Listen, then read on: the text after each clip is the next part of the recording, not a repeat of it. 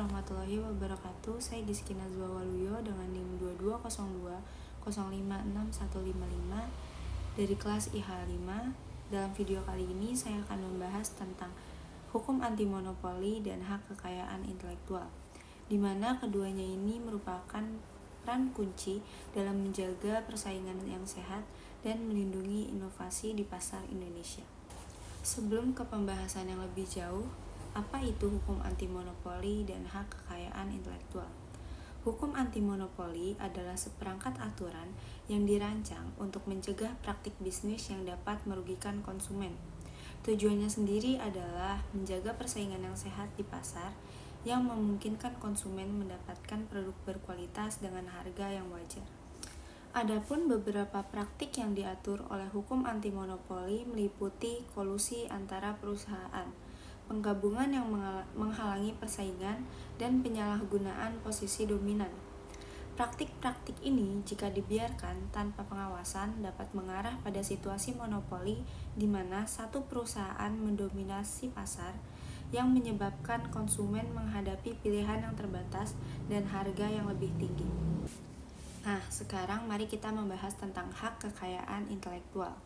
Hak kekayaan intelektual mencakup berbagai jenis perlindungan hukum untuk hasil kreativitas dan inovasi yang diciptakan oleh manusia.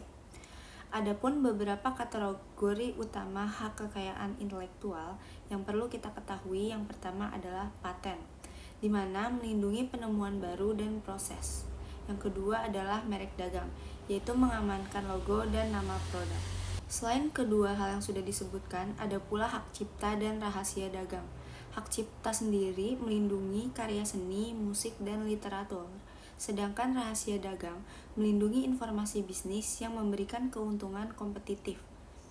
Setiap jenis hak kekayaan intelektual memberikan hak eksklusif kepada pencipta untuk menggunakan dan mengeksploitasikan karya mereka sendiri, memberikan insentif untuk inovasi dan inventasi di penelitian dan pengembangan.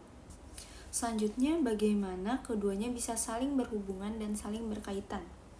Hubungan antara hukum anti monopoli dan hak kekayaan intelektual sangat kompleks dan penting. Di satu sisi, hak kekayaan intelektual berfungsi untuk melindungi inovasi dengan memberikan hak eksklusif kepada penciptanya. Ini mendorong perusahaan untuk berinvestasi dalam pengembangan produk dan teknologi yang baru.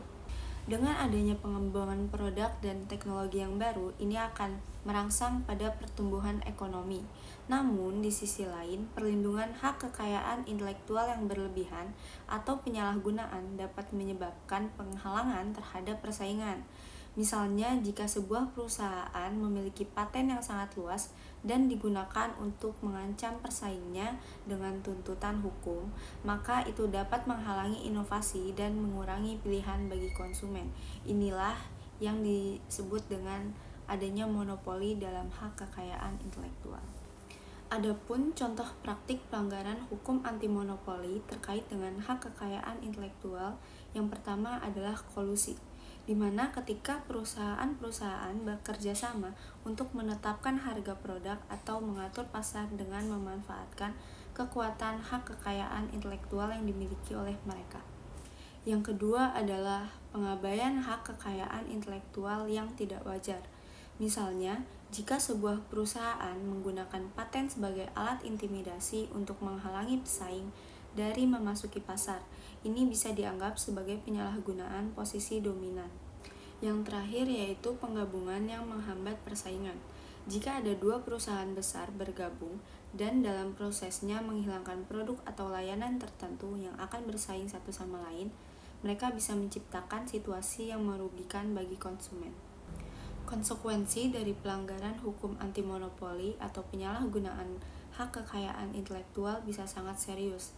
Sanksinya dapat mencakup denda besar yang ditetapkan oleh badan regulasi.